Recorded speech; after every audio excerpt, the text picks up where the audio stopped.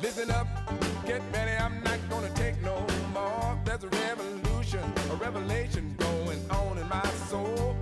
Buckle up, get ready, we're not gonna sit back. Welcome back to more Live from the Heartland for the week of June 17th. And once again, this is number 157 since the beginning of the pandemic. It is the first of year 4 since all of this started. We're doing it by Zoom, and those of you who've been watching the show regularly know that I usually bring on one of two guys, either Gordon Thompson, a longtime track coach, or the actor, the martial artist, the instructor, music, producer of film these days, Adam James, who happens to be, disclosure here, my cousin. But he is one of the most knowledgeable dudes I know about what's going on in sports from a good perspective. Hello, Adam, out there in California. Hello, everybody. Thank you so much for having me. It's good to have you back, and I see you still have your hair in an altered state, a different color. Tell the folks why you have that kind of reddish hair. What's going on in your film work? Well, I'm currently working on a new streaming series called Dok Sauvage, Man of Copper. And it's inspired by the original 1930s Pulp Fiction character, Dok Sauvage. Many of the listeners and watchers here may be familiar with Dok Sauvage. It was the most popular, character of those Pulp Fiction novels, along with The Shadow. Many people say that Dok Sauvage is the original or the world's first superhero. They did a movie in the 1970s starring Ron Ellie, who had played Tarzan in the Tarzan television show. But Dok Sauvage is this amazing character. He's a scientist, he's an adventurer, he's a martial artist, he's a detective. And so we're doing a brand new streaming series. We're filming in Fresno, California. We just wrapped on the pilot season, first 3 episodes. And the hair, getting back to the hair, is a tip of the cap to the original character, Dok Sauvage. If you were a fan of that original Pulp Fiction character, the Pulp Fiction books would come with a really great artwork on the cover, and Dok Sauvage would have this red hair, and he would be wearing a khaki shirt. I'm not wearing my khaki shirt now, but I'm wearing my Muhammad Ali shirt right now. Right on. For the show, Nice. I'm wearing that khaki shirt. And by the way, the hair was styled by a gentleman named Billy Yamaguchi, who is a phenomenal hairstylist here in Los Angeles area, but he's all over the country. He's known for Feng Shui hairstyle. Nice. Well, you're looking good, cuz. Thank you so much. I appreciate it. I've been watching a lot of sports myself. We've got basketball, we've got hockey. There's all kind of stuff going on in golf, tennis. Ohtani hitting home runs and pitching. There's been some boxing. Oklahoma women's softball, NC2A track and field, and even a little boxing. I see you got your Muhammad Ali shirt on, and at the beginning of the show, I talked about a photograph of Malcolm X taking a photograph of Cassius Clay, Muhammad Ali, after the first listing fight in Miami. And it's a beautiful photo that I think Hal is going to put up for the people who view it on youtube.com/heartlandmedia videos. So let's talk sports. What's most important? What do you want to talk about first? You take it away. Well, gosh, you just listed down multiple amazing accomplishments in the sporting world. Athletics, of course, is a great opportunity for people to come together, compete, but also, cooperate and achieve great things together. So first of all, where do we start? Gosh, we just had the first ever championship in basketball for the city of Denver, the state of Colorado. For all those Nugget fans, congratulations. Amazing run by that team. What a fun team they are. They overcame a lot of very, very strong teams, Miami Heat, obviously, but also the local team here, the Los Angeles Lakers. Denver proved themselves, and they deserve that title. But also, of course, the very next night, you've got Las Vegas winning its first ever professional sports title in anything. Obviously, boxing and MMA have been professional sports based out of the city of Las Vegas for many years. But until the Las Vegas Golden Knights started, I believe it was 7 years ago, there had never been a professional sports team based in Las Vegas because many of the sporting organizations had a dim view of the gambling connection to the city and how that might affect the players. But now we know that with proper, regulations and enforcement, that can be handled. And so Las Vegas has this really cool new stadium. T-Mobile Arena. They've got this great new team, the Las Vegas Golden Knights. Then they added the Las Vegas Aces, the women's basketball team, and then also the football team, the Los Angeles Raiders. I have to correct myself there for a moment. I said that it was the first ever sports championship. It's not. It's the first ever for a hockey team, but the women's basketball team, the Aces, also won a championship, and they deserve all that respect. They were the first ones to win something for the city of Las Vegas. So, and then obviously we had this phenomenal women's softball team, Oklahoma. They deserve a tremendous amount of recognition. They achieved something that only the UCLA Bruins women's softball team achieved, and that is 3 straight championships. Wouldn't be surprised if Oklahoma goes on to beat that record and achieve even more amazing accomplishments. Adam, you made me think there was a woman, and I'm sorry I don't know her name, but was on that team who announced that she's going to go back to Nebraska. And it reminded me that there is a lot of, it used to be, you could redshirt, you could take a year out, and maybe you get a year playing as a graduate student somewhere. Now, people are just like, teams are buying each other, their players. I'm not sure if it's through scholarships, actual cash, what's going on. What's your take on the moving around of all these athletes from team to team and the realignment in college sport? Well, I know a lot of fans are upset. I know a lot of people who follow sports teams and players sometimes feel that these player movements symbolize disloyalty. But truthfully, it's a beautiful thing. It's a wonderful thing.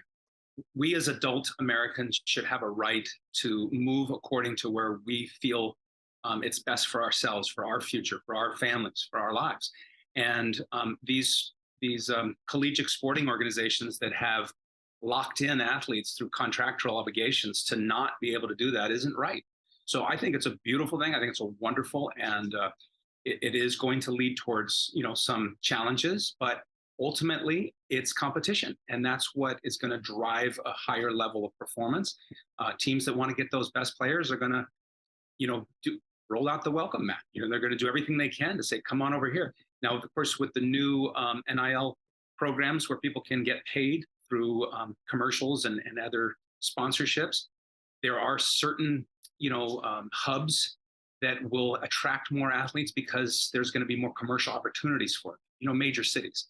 But that doesn't mean that somebody can't go to a smaller market, do extremely well, both financially with the NIL, but also academically and athletically, and then go on to achieve great things in their lives. So I think ultimately it's all going to play itself out. It's going to be a good thing for our country, for our sports world. And I'm all for it. Yeah, you think this is like Kurt Flood back in the day, free agency, but this is for college athletes? Yes. And, I remember. Go ahead. I was just going to mention there was a sports journalist who wrote an article about how shocked he was that these athletes were moving around like this. And he said, boy, I wish I could do that. And I wrote him a personal letter, and I said, you can. It's called resigning from your job and taking another one in another newspaper or other publication. You have a right to do that, sir. So why are you denying that right to an 18 to 21-year-old who just happens to be really good at playing a particular sport, and they'd like to go to a different school? Did you get a response from him? Yes, he actually wrote me back, and he said, thank you. It was a very well-written message to him, and he duly noted. One other thing on college athletes, I think in football, I think the Alabama coach came out and said that they should be able to have a union. And as you know, our friend Dave Megacy has been pushing this for a long time. He played pro football, wrote a book out of their league, worked for the NFL Players Association. And throughout all the time I've known him, he's talking about the right of student athletes to unionize. What's the status of that? Well, gosh, Northwestern, my alma mater, came really close to pushing a union vote through, but it was not voted through by the athletes. But they discussed it, and they analyzed it, and they thought about it, and they talked about it. And I think that's a big progressive step right there. And part of the challenge was private universities versus public universities and how the athletes are seen. But one thing's for sure is after the pandemic, it became even more clear. If people didn't already know, these are employees. These are people that are working. They go to work. Their job is a little different. Their job is running around or swimming or jumping. And then they were expected to, on top of that, go to school and get great grades.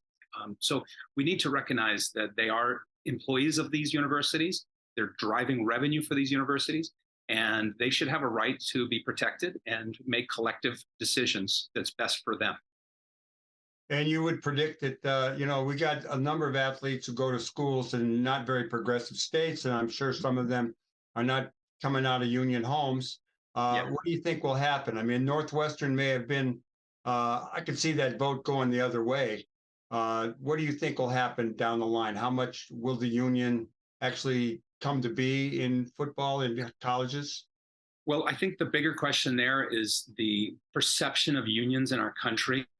There've always been some people who have had a negative or dim view, and they've tried to push that towards others. Right now, there is a big political movement that's pushing unions down, saying the unions aren't good. Some people even call various unions evil and demonic and such. Unions are a wonderful thing. All it is people. Right on, brother. Absolutely. People coming together and saying, let's discuss this and let's make a decision together in a united fashion that's best for all of us. Boy, it sounds an awful lot like the United States of America.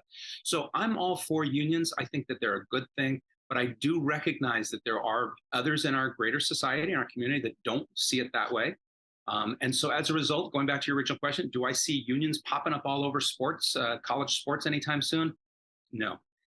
It's going to take a while. And I think ultimately, as people have their rights taken, is when they fight back and they unite in an effort to maintain and reacquire those rights.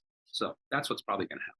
Well, Adam, James, let's talk a little boxing here. Yes, sir. And it's a gruesome sport. The more I watch it these days, it's hard to take. I grew up loving it, though, because my dad and your uncle, Hal James, the late great, the other Hal James, he produced the Phillies Saturday Night Fights on ABC back in the 50s for Philly Cigars. Yes. And I got to actually see Muhammad Ali later on win the Golden Gloves in 1960 at Madison Square Garden. And I also got to see Kid Gavilan fight up in Boston. I don't watch a lot of boxing anymore. I don't follow it, but in a hotel room in El Paso, I think it was probably after the NBA game, I ended up watching the Lopez versus Taylor fight. Lopez, I think he's out of Honduras. Teofimo Lopez, he's from Brooklyn. Yes. Right? And he fought Taylor, who had never lost a fight, who had was out of Scotland. It was a great fight, and this guy Lopez was something else. Tell us what you know about that fight and the aftermath. Well, first of all, I love boxing. Boxing is probably my favorite sport, and I know that it can be brutal and gruesome, and of course, there's terrible challenges with the sport, as there is in life. But it's also a really dramatic sport. It has such a rich history, and there's so many movies that have this amazing sport as the center of it. And this particular fighter, Teofimo Lopez, is a fantastic fighter. Unfortunately, there were some, and this is the nature of the combat sports. So sometimes there's some motions and some words that are said that are probably inappropriate. And he said some things to Taylor leading up to the fight that were really out of line. And Taylor then didn't back down. He said some things also that were probably things that he wishes he hadn't said. But words are said. They were hugging each other at the end, though, even after the decision. Absolutely. And that's the nature of boxing. You hate each other going in the ring, and when it's over, you hug each other and you hope you're not too badly hurt. But you mentioned something in the lead up to the show when we were just chatting offline, and that was that Lopez said he was retiring, and I said no. The inside word is that he is currently going through a really difficult divorce. Right. He's in a custody battle for his child. So there's some people who are insiders who think that this might be a little bit of a legal move to make sure that as he moves out of this relationship, there's no ties to any future earnings that he could be getting because, hey, I'm retired. And then after the legal proceedings are done, hey, I'm unretired and you have nothing to do with this new phase of my life. So that could very well be happening. But at the same time, hey, God bless the man. He just did something that very few people can ever, do. And that is he won this championship. It's the lineal championship of the junior welterweight division. He deserves tremendous recognition. He made a good amount of money, not as much as he'd like. It has to do with some of these smaller weight classes and how tough it is to to generate interest for some of those fighters. But he made over $2 million. So maybe he is going to retire, invest that money wisely, and never step into a ring again. I'd be surprised. There was another topic I wanted to bring up today, and that is professional golf. And for those of the listeners and viewers that watch this wonderful sport, you're probably a little disheartened, as I am, by what has occurred with the Professional Golf Association, PGA, and how it has now went from extremely upset and protesting this new golf league, LIV, L-I-V, which was backed by the Saudi Arabians. Many people were saying that it was a sports washing, endeavor by the Saudis to try to take attention away from some of their human rights atrocities throughout modern history, and try to get people to just say, hey, they got a lot of money. Why don't we do business with them? So the PGA, of course, said absolutely no way. They even encouraged the 9/11 survivors and family members from that horrible tragedy to join the protest. And then they just went into business with this group. And many golfers are really, really upset. I will say that, these other sporting organizations like Major League Baseball, the NBA, NFL, they all have some things that make people scratch their heads. I mean, the NFL with concussions and long-term health effects to their employees, these football players who then years later may or may not get health coverage after, exploiting their bodies, to the NBA with its heavy ties with communist China, which again, for many people is something very concerning. Major League Baseball with the cheating scandals, even just recently with a team that won a World Series while possibly getting signals from trash cans and cell phones. I mean, all of these sports have really serious, concerns. If you're a person who looks at this world beyond just, hey, I'm looking out for myself, but you're thinking, I want to help this world. I want this place to be a better place. So for those of you out there who are fans of the sport of golf, and if you're thinking, I'm not going to watch it anymore, I can't support that anymore. Well, I encourage you to keep watching the sport, but shift your attention from the professionals to the amateurs. Right now there are young golfers playing in high school and colleges and amateur tournaments that would love for you to come out and cheer them and to watch them and to follow them in their careers. I would encourage you to do that if you love that sport. Adam, James, let's keep talking. We got a few more minutes.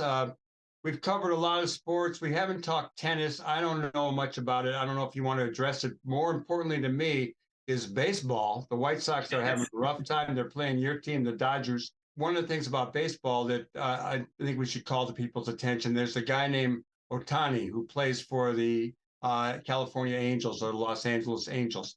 Talk a little bit about him, because this is one heavy hitter, one great pitcher, something new and different. Indeed. For those of you who love sports and love, or even if you don't love sports, but you love seeing human accomplishment that goes beyond what has been done, this is a gentleman who is achieving some spectacular accomplishment. He is a Japanese baseball player, originally from Japan Nationals, who coming up was regarded as just a phenom. What made him unique is that he is a tremendous hitter who hits home runs, but he's also a phenomenal pitcher. And so initially when he was thinking of coming to Major League Baseball, the United States, and playing for, the teams like the Yankees and the White Sox and the Dodgers, he was being asked, which will you do? Will you be a hitter or will you be a pitcher? And he was like, I'm going to do both. I can do it. And there was a lot of people who questioned that. Yeah. But he is literally doing it. And for 3 straight years now, he is pitching every 4 days. He takes that baseball, gets on that mound and whips those 100-mile-an-hour pitches past you. And then every day he's stepping in the box and cracking home runs. He has done things that are unbelievable. Of course, for those of you following him, you know that he's been doing things that only Babe Ruth has done. But he's doing something that Babe Ruth didn't do, and that is in the same season. Babe was a tremendous pitcher who then evolved and changed to being a great hitter. Shohei Ohtani is doing it at the same time. He's pitching and hitting at an elite level. He probably should have won. Well, it's debatable whether he should have won the MVP last year. The other guy who won it, Judge from the Yankees, also had a pretty heavy hitter himself. Exactly. So you couldn't go wrong with either one. Let me ask you as we go out, since throughout the show, at the beginning and now, we have talked about the late, great Muhammad Ali. I want to ask you to give us a little bit of thoughts, and I know you have some views on it. I just want to share, because it may never be said again, that once I got on a plane in Philadelphia, I was the first person on, except for when I went into the cabin, right in first class, there was the champion. And I was too shy to stop and talk to him. But I did say, I'm one day older than you, champ, which is true. I'm January 16th. He's January 17th. And he's long been a hero of mine. How about your take on Muhammad Ali? Yes, likewise. He's one of my heroes. He is an inspiration for me. And what I'll share with everybody that you might find fascinating is the deep connection between Muhammad Ali and martial arts. In fact, I just recently submitted an article to Black Belt Magazine called Muhammad Ali, the greatest ... martial artist of all time. And the reason is because his fighting style, his physical fighting style was unique. He was a big guy, he was a heavyweight, but he bounced and danced like lightweight. His style of fighting kind of changed how heavyweights fought, and truthfully, all fighters. Sugar Ray Leonard was also deeply influenced by him. So he had a big impact on boxers, but also on martial artists. Bruce Lee was a huge fan of Muhammad Ali, and he would study Muhammad Ali's fights. He would watch the tape, and then he would emulate Muhammad Ali. In fact, my teacher, Leo Fong, was Bruce Lee's training partner and close friend. And he had told me that what Bruce liked to do, because Bruce was a southpaw with his left hand back and his front hand was his right hand, he would watch the video of Muhammad Ali's fights in a mirror. He would have it on, and then he would watch in the mirror. So what his eyes were seeing was a man in the southpaw position, bouncing around and jabbing, and then he would emulate it. But Muhammad Ali's martial arts impact went beyond just the physical. He also had a mental game. He was the first person who really did trash talking, trying to psychologically psych out your opponent. And he would do that, and sometimes he crossed the line. But he was the first person that really started doing that. He also, by the way, invented rap music. And then on top of that, what makes him, to me, the greatest martial artist of all time is because the martial arts is physical, mental, and spiritual. And so his spiritual, contribution to society was that when a great war was happening in our world that many people questioned, he stood up and said, not only do I question it, but I protest it. I refuse to participate in it. And of course, it cost him greatly. It cost him years out of his prime part of his boxing career. But he did it, and he made a huge impact on society. And that, to me, is why he's such a hero for me. Well, he was the greatest. And Adam James, you're pretty good yourself. It's always good talking to you. You do inspire me. I got some things I want to share with you, but I'll hold till later.